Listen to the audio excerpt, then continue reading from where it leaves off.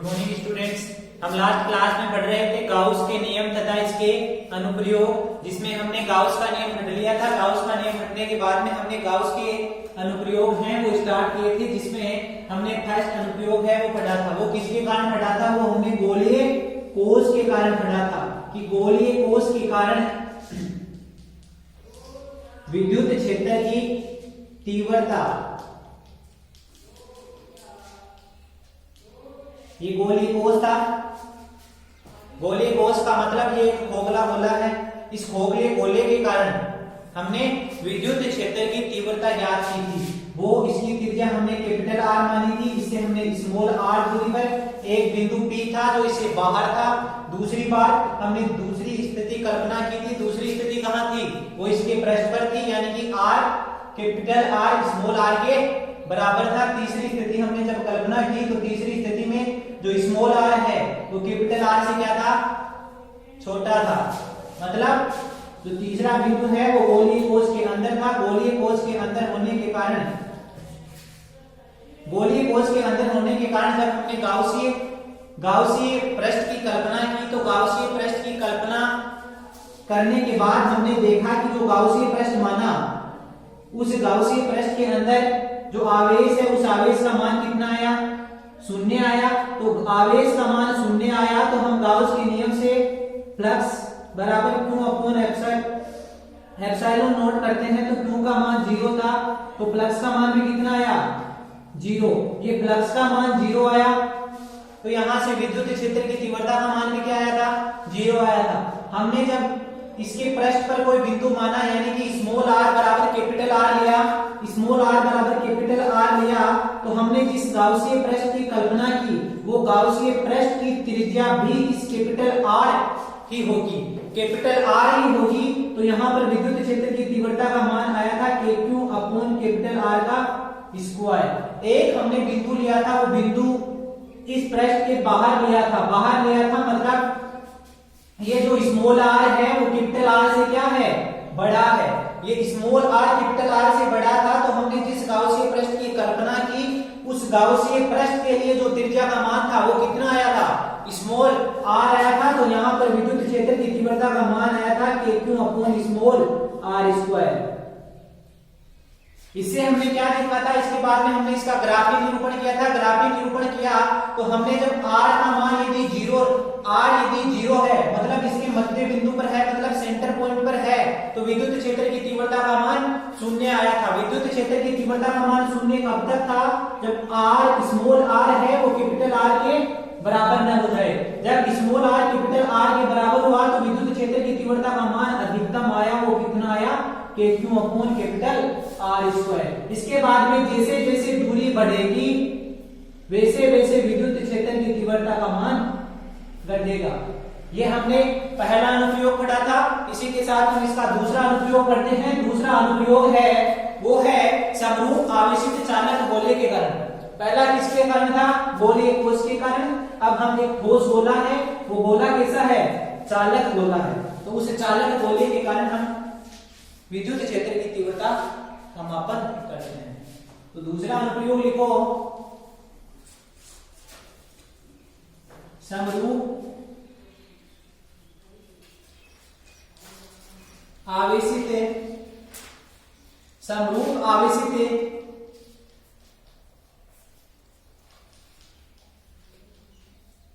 चालक गोले के कारण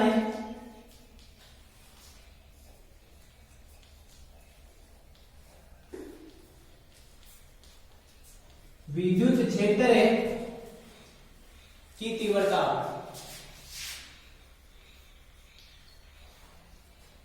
आज हम पढ़ रहे हैं। कोई आवेशित गोला है, उस गोले के कारण विद्युत क्षेत्र की तीव्रता। ये गोला कैसा है? ठोस गोला है, लेकिन कैसा है? चालक गोला है।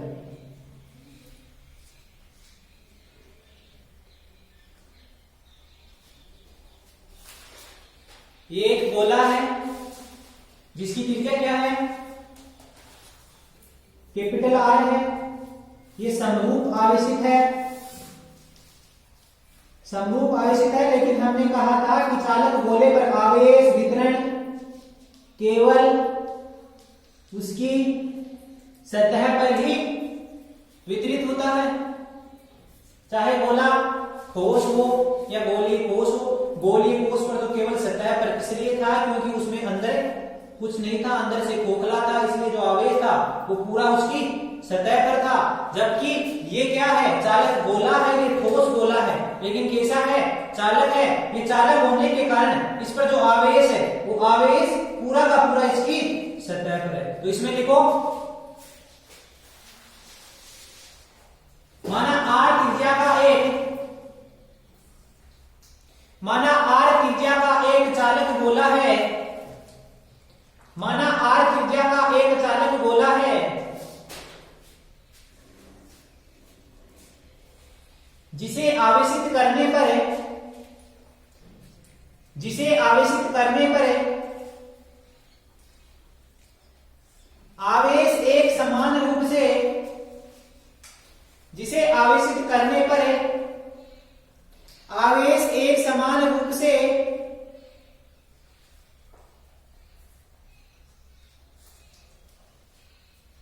चालक गोले के पृष्ठ पर वितरित हो जाता है, वितरित हो जाता है।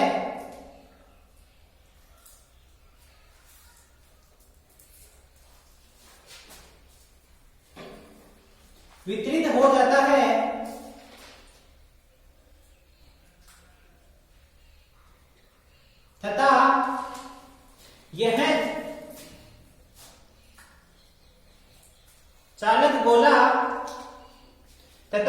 चालक गोला गोलीय कोष की भांति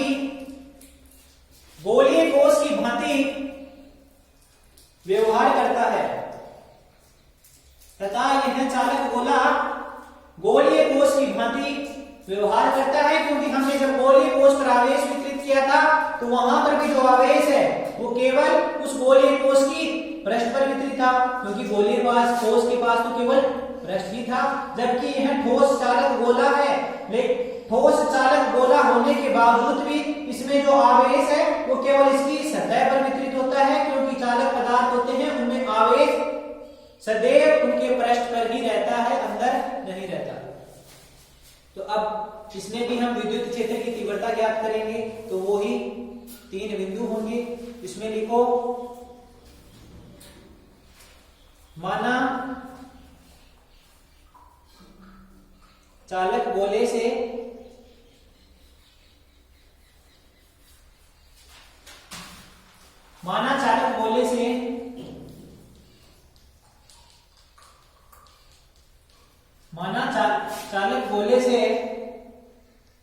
दूर स्थित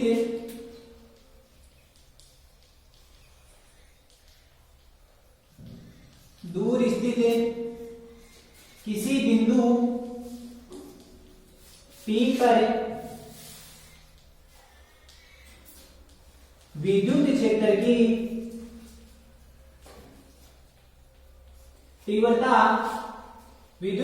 की तीव्रता की गणना करने के लिए 3 स्थितियों की कल्पना करते हैं।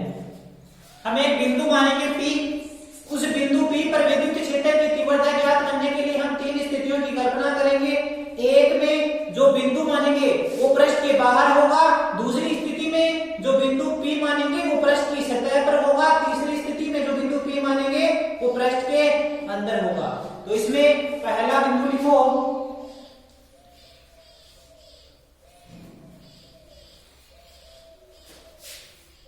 जब स्मॉल r कैपिटल R से बड़ा हो, यानी अर्थात बिंदु P पृष्ठ के बाहर स्थित हो, अर्थात बिंदु P पृष्ठ के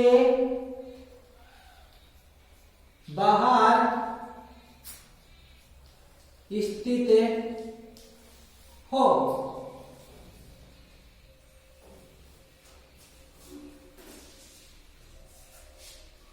पहली स्थिति है जिसमें बिंदु P कहां स्थित है? पृष्ठ के बाहर स्थित है। अब बिंदु P पृष्ठ के बाहर स्थित है, तो इस बिंदु पर विद्युत क्षेत्र की तीव्रता की गणना करते हैं। ये हमने क्या माना? एक कैपिटल R त्रिज्या का चालक गोला माना है जो समरूप आवेशित है।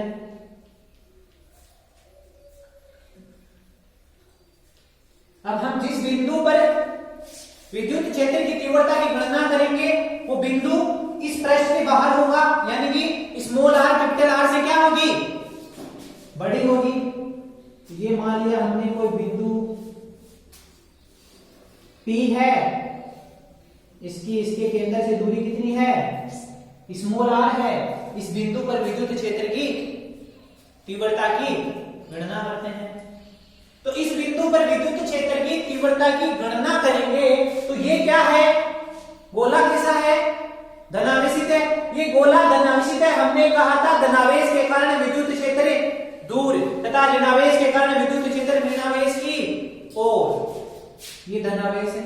धनावेश के कारण इस बिंदु पर विद्युत क्षेत्र की तीव्रता की दिशा किधर होगी? इधर होगी, इस सदिश की दिशा।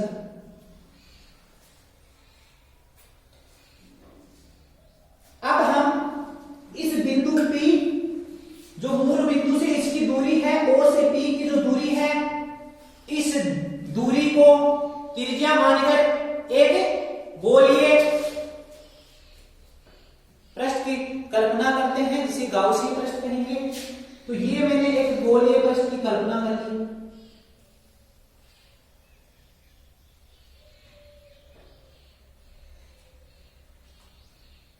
जिसकी त्रिज्या कितनी है? स्मॉल r है।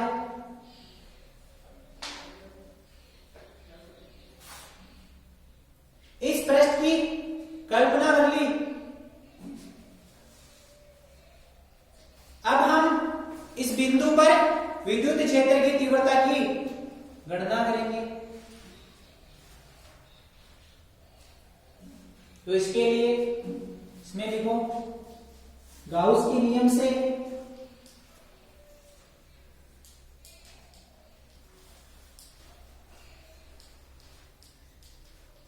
गाउस के नियम से। तो गाउस का नियम क्या है?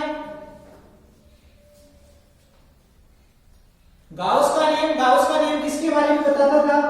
फ्लक्स के बारे में बता रहा था। गाउस के नियम के अनुसार फ्लक्स कितना होगा? फाई बराबर Q अपॉन एप्सिलॉन नॉट, जिसे हमने समीकरण नंबर 1 नाम दिया। गाउस के नियम से गाउस का नियम कह रहा था कि किसी बंद पृष्ठ से संबद्ध विद्युत फ्लक्स का मान उस पृष्ठ में उपस्थित आवेश का 1/एप्सिलॉन नॉट होना होता है। तो ये तो गाउस के पृष्ठ से गाउस के नियम से फ्लक्स का माना गया। अब हम ये जो बिंदु माना, इस बिंदु पर जो हमने गाउसीय पृष्ठ माना है जिसकी त्रिज्या r है, इस पर हम विद्युत फ्लक्स का गणना करते हैं। तो इस पृष्ठ के बाहर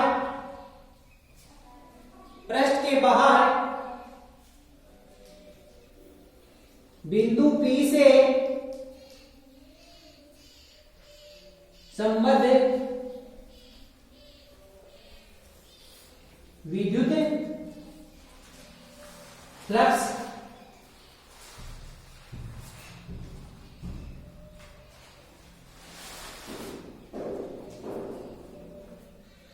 अब हम ये जो बिंदु माना, इस बिंदु P पर जिस गाउसीय पृष्ठ की कल्पना की, इस पूरे पृष्ठ से जो संबद्ध विद्युत फ्लक्स है उस विद्युत फ्लक्स की गणना करेंगे। तो उस विद्युत फ्लक्स की गणना करने के लिए हम क्या करेंगे? हम जानते हैं फाई बराबर क्या होता है? EDA कोस थीटा, जहां हम जो DA सदिश है वो किसके समांतर है? E सदिश के। यदि DA सदिश E सदिश के समांतर है तो तो डीए सदिश और ईए सदिश के बीच में बढ़ने वाले कोण का मान कितना होगा?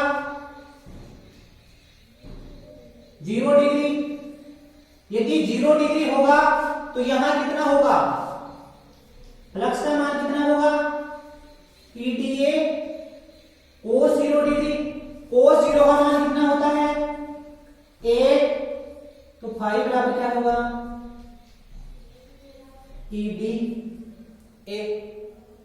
अब ये फाई बराबर ईडी ए आया, वो कितने पृष्ठ के अंदर आया? इस डीए क्षेत्रफल के। अब हम इस संपूर्ण पृष्ठ का देखते हैं।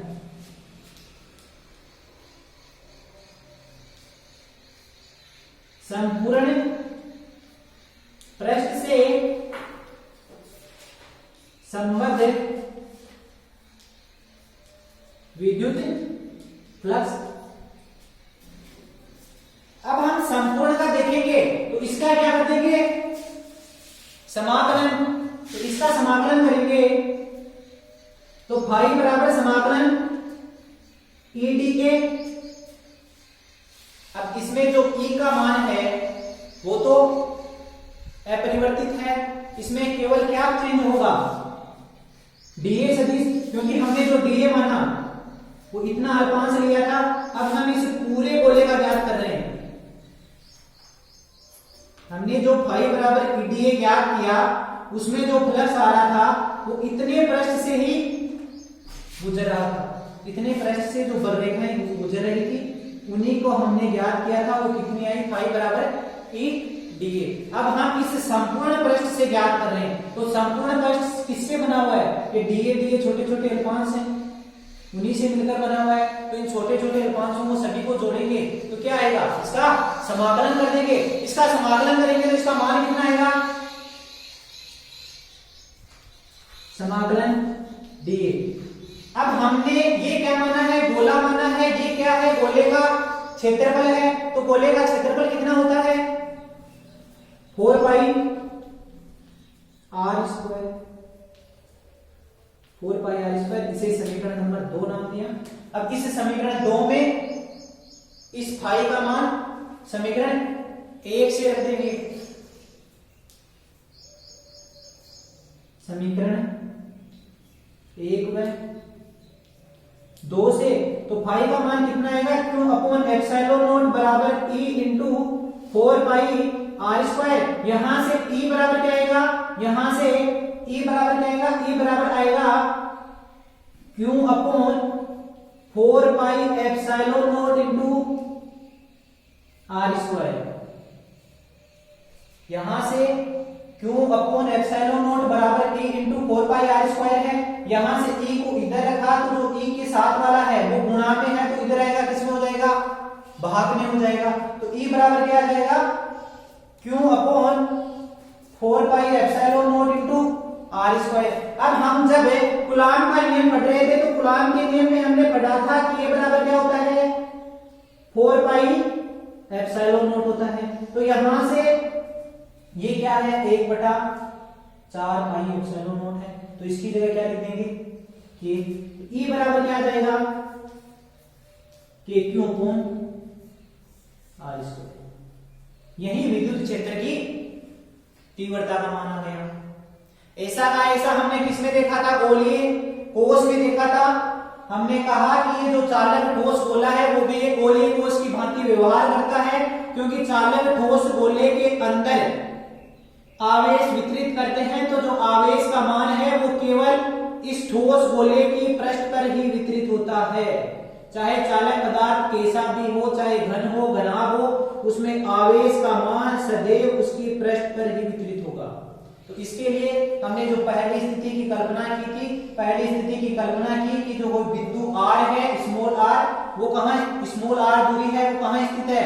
इस पृष्ठ के बाहर स्थित है, यानी कि स्मॉल आर कैपिटल आर से बड़ा है। इस बिंदु पर विद्युत क्षेत्र की तीव्रता का मान कितना आ गया? के क्यू अपॉन आर स्क्वायर।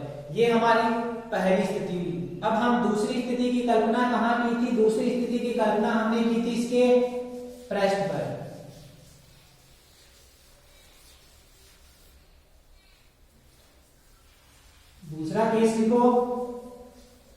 जब स्मॉल आर कैपिटल आर के बराबर हो, अर्थात बिंदु P गोले के पृष्ठ पर स्थित हो। बिंदु P गोले के पृष्ठ पर स्थित हो, तो हमने ये कोई गोला माना था। इस गोले की त्रिज्या हमने क्या मानी थी? कैपिटल आर मानी थी। इस गोले को हमने समरूप आवेशित किया था।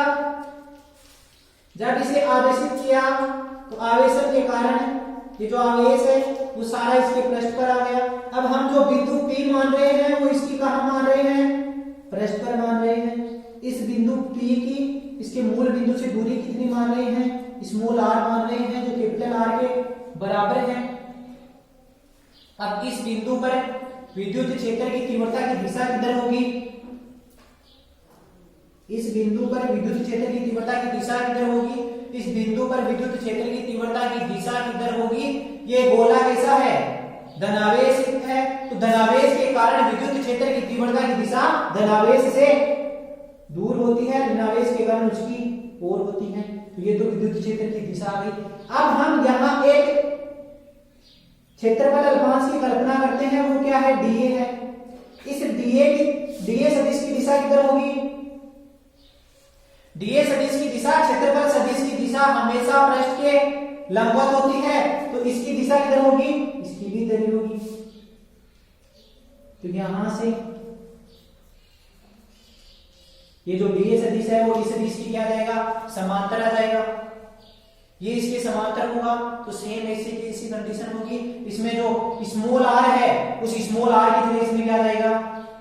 कैपिटल आर आ जाएगा। तो इसके लिए विद्युत क्षेत्र की तीव्रता का मान कितना आ जाएगा? Q/R²। उसमें स्मॉल r² था, इसमें कैपिटल R² था। इसमें कैपिटल R² क्यों आया? क्योंकि हम जो बिंदु P मान रहे हैं वो बिंदु P इस जो चालक गोले है उस चालक गोले के पृष्ठ पर स्थित है। तीसरा केस में हमने माना कि जो स्मॉल r है वो लेस देन क्या है? कैपिटल R है। तो इसमें क्या होगा? अर्थात बिंदु P गोले के पृष्ठ के अंदर स्थित है।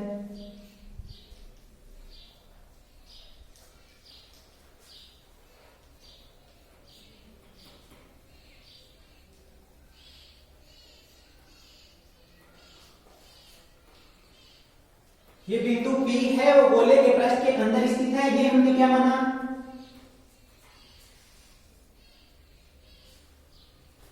कोई गोला माना, ये चालक गोला है। इस चालक गोले की जो त्रिज्या है वो कैपिटल R है, ये समरूप आवेशित है।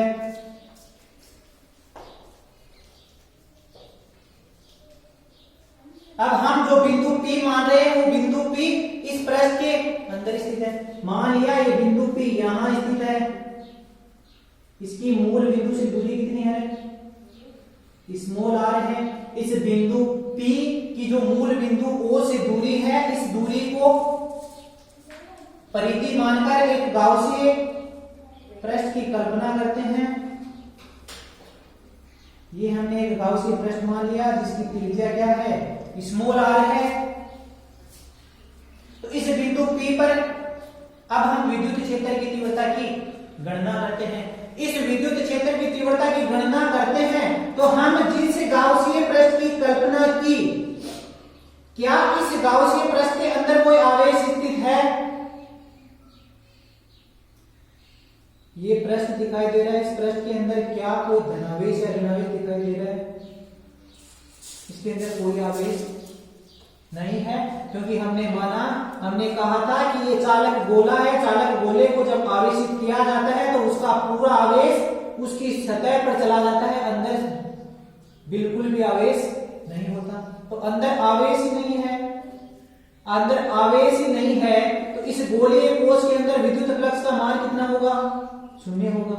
विद्युत फ्लक्स का मान शून्य होगा, विद्युत क्षेत्र की तीव्रता का मान कितना होगा? शून्य होगा। ये तीनों सेम सूत्र E बराबर KQ upon small r square, E बराबर KQ upon capital R square, E बराबर 0। ये जब हम समरूप आवेशित गोलीय कोश के कारण विद्युत क्षेत्र की तीव्रता की गणना कर रहे थे, वहां पर के तीनों ऐसे के ऐसे दिखे थे, ऐसे के ऐसे वहां और यहां सेम होने का कारण यह है कि यह चालक गोला है, वह गोलीय कोश था। गोलीय कोश में केवल उसकी सतह थी, तो सतह पर आवेश वितरित होगा, अंदर से बिल्कुल खाली था तो अंदर आवेश कहां वितरित होगा? ये क्या है? ये ठोस गोला है। ये ठोस गोला होने के बावजूद भी इसमें जो आवेश है वो केवल इसकी सतह पर है, क्योंकि जो चालक पदार्थ होते हैं उनमें आवेश केवल उनके पृष्ठ पर वितरित होता है, अंदर बिल्कुल भी आवेश का वितरण नहीं होता। तो ये थी हमारी दूसरा अनुप्रयोग। अब हम देखते हैं तीसरा अनुप्रयोग, गोलीय कोश। तीसरा अनुप्रयोग देखने से पहले हम इसके विद्युत क्षेत्र की तीव्रता और जो दूरी है उनके मध्य ग्राफ खींचते हैं। तो ग्राफ कैसा होगा? इसका ग्राफ भी सेम वैसा ही होगा जैसा गोलीय कोश के कारण।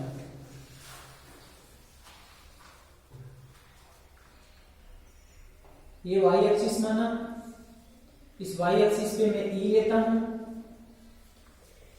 और ये x एक्सिस माना, इस x एक्सिस में मैं दूरी लेता हूं। अब हम जब ये गोला था, इस गोले के अंदर विद्युत क्षेत्र का मान कितना आया था? शून्य आया था। यानी कि यदि R का मान 0 है तो विद्युत क्षेत्र का मान भी कितना है? 0 है। यदि R का मान किससे छोटा हो? कैपिटल R से छोटा हो, तब तक विद्युत क्षेत्र का मान कितना आएगा? शून्य आएगा। यदि R कैपिटल R से छोटा हो तो विद्युत क्षेत्र का मान कितना आया था? शून्य आया था। तो यहां से ग्राफ चलेगा, ऐसे आएगा यहां तक। फिर यहां R बराबर कैपिटल R है, R बराबर कैपिटल R है तो हमने देखा था E बराबर क्या होता है? KQ अपॉन R स्क्वायर, जो कि अधिकतम होता है। तो यहां से ये क्या आएगा? अधिकतम आएगा, जिसका मान आएगा KQ अपॉन R स्क्वायर। इसके बाद में हमने देखा था जब बिंदु P पृष्ठ के बाहर स्थित हो तो E बराबर KQ upon small R square आता है। तो जब ये R का मान बढ़ेगा तो E का मान क्या होगा? भाई ये ऐसा है तो E समानुपाती 1/R स्क्वायर। E को R को यदि बढ़ाओगे तो E क्या होगा? घटेगा। तो यदि मैं R को बढ़ाऊंगा तो E क्या होगा? घटेगा। और अंत में क्या हो जाएगा? 0 हो जाएगा। तो ये इसका ग्राफ है।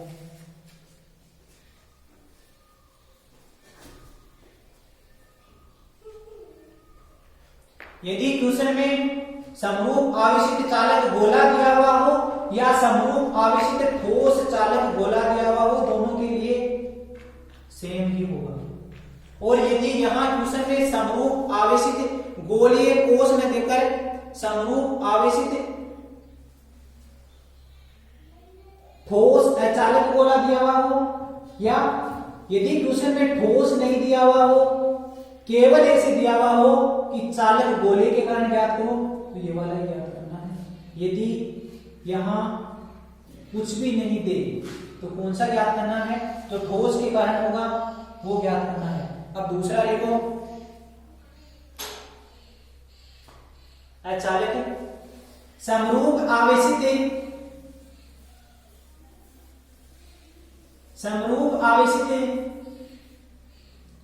अचालक गोले के कारण।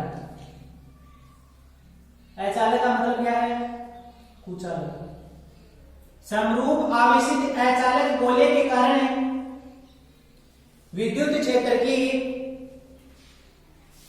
तीव्रता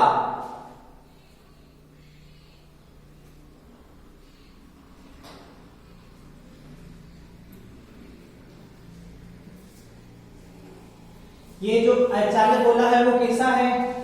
ठोस गोला है। हमने कहा था कि अचालक या कुचालक पदार्थों के अंदर जो आवेश का वितरण होता है वो पूरे आयतन के अंदर होता है।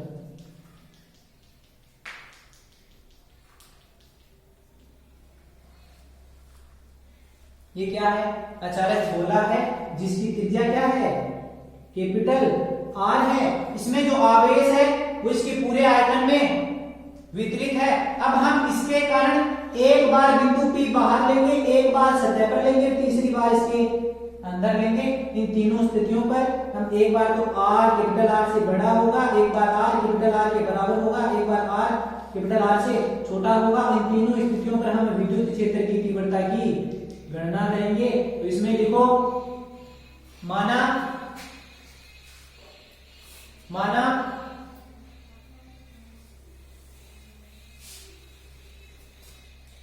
आर त्रिज्या, कैपिटल आर त्रिज्या का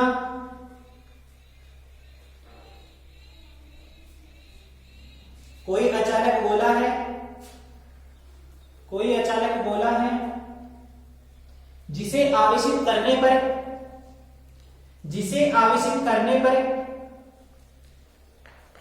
आवेश उसके संपूर्ण आयतन में एक समान रूप से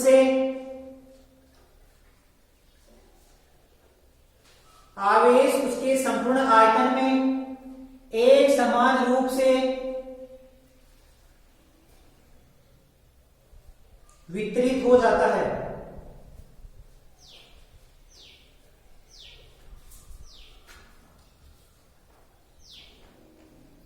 अतः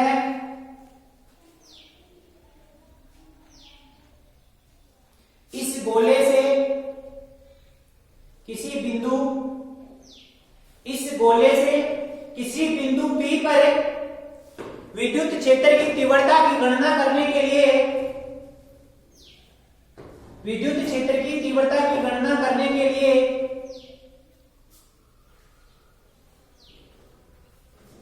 निम्न तीन स्थितियों की कल्पना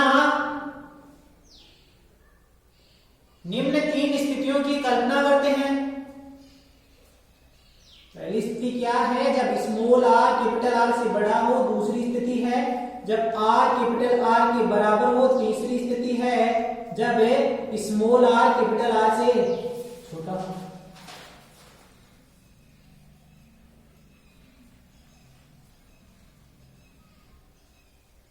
इसकी तीन स्थिति है।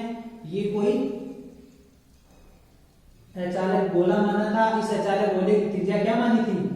कैपिटल R मानी थी। ये जो इसको आवेशित किया गया तो आवेश है वो इसके संपूर्ण आयतन में वितरित हो गया।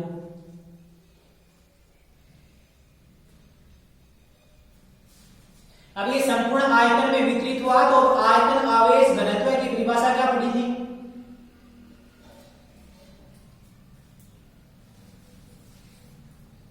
इसमें लिखो अतः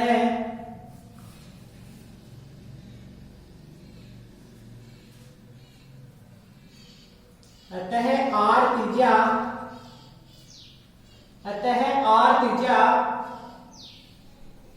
में वितरित कुल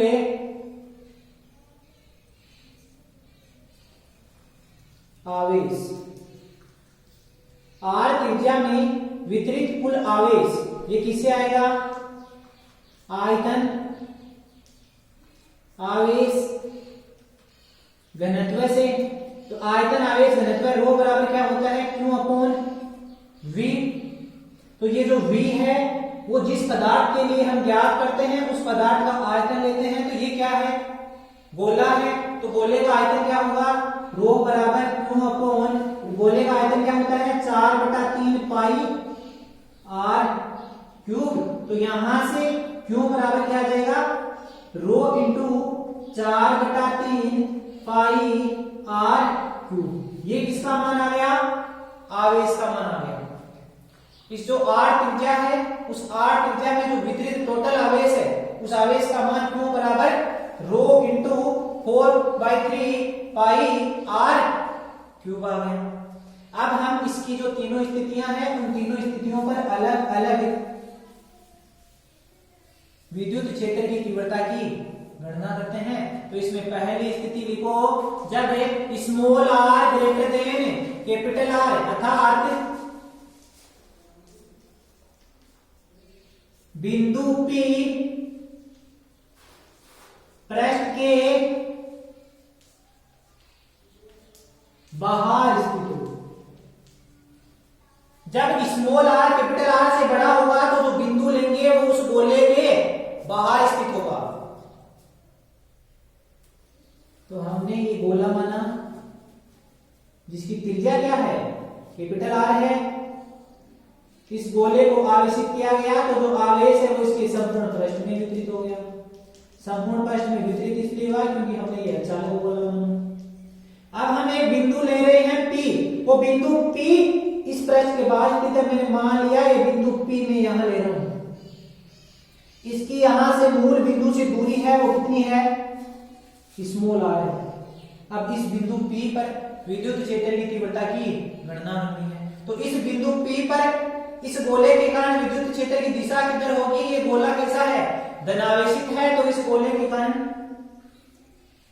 बाहर की ओर।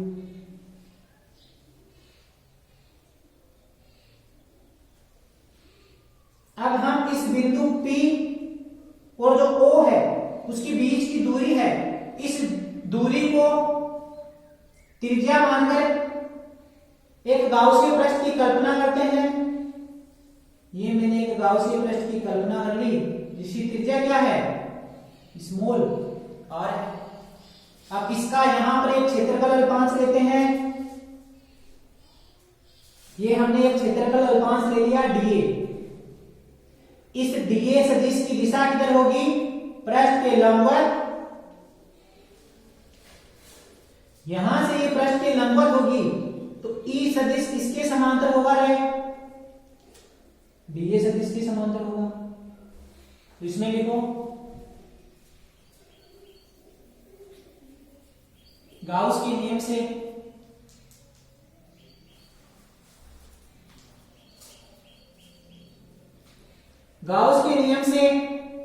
जो फ्लक्स आएगा उसका मान कितना आएगा Q अपॉन एप्सिलॉन नॉट, जिसे समीकरण नंबर 1 नाम दे दिया।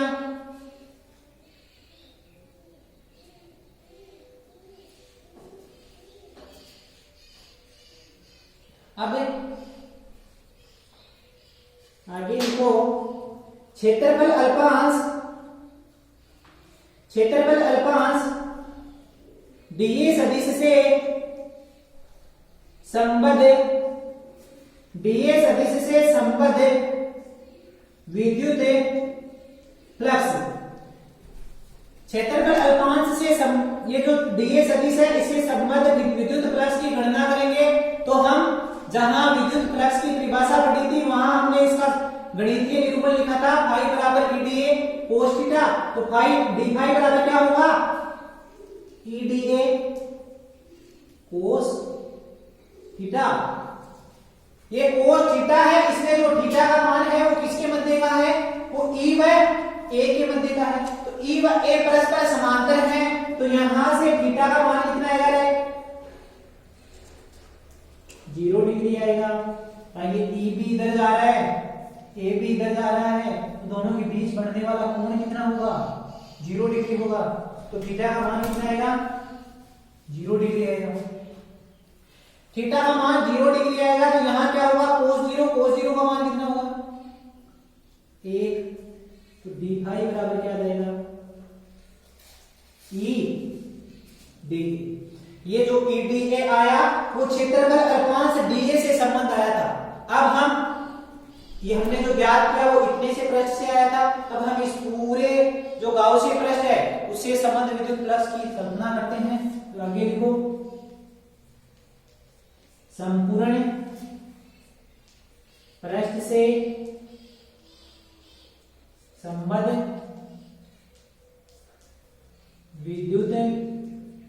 प्लस संपूर्ण पृष्ठ से देखेंगे तो इसका क्या कर देंगे, समाकलन कर देंगे।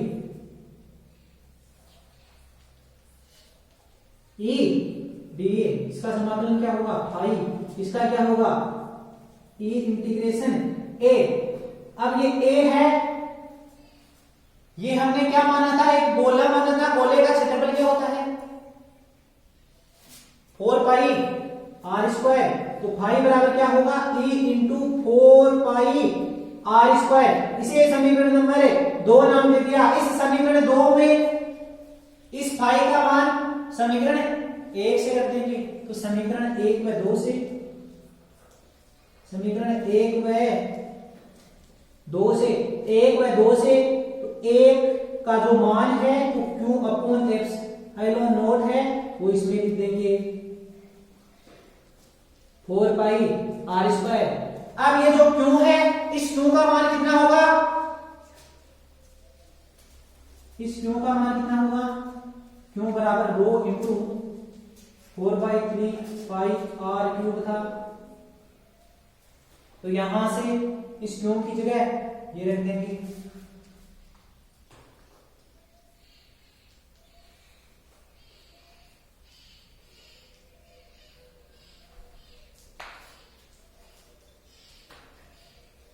अब यहां से ये जो 4 पाई आर स्क्वायर है, इस 4 पाई आर स्क्वायर को इधर ले लेंगे तो ई बराबर क्या आएगा,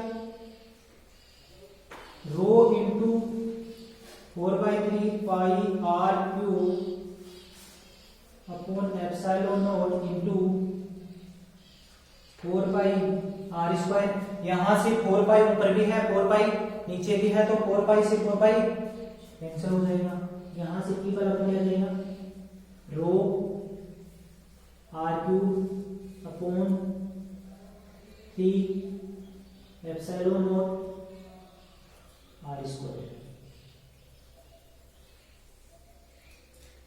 ये किसका मान आ गया, विद्युत क्षेत्र की तीव्रता का मान आ गया। कहां पर, कोई बिंदु है P, वो इस गोले के पृष्ठ के बाहर स्थित है। बाकी जो इसकी दो स्थितियां हैं तथा इसके दो अनुप्रयोग हैं वो अगली क्लास में पढ़ेंगे।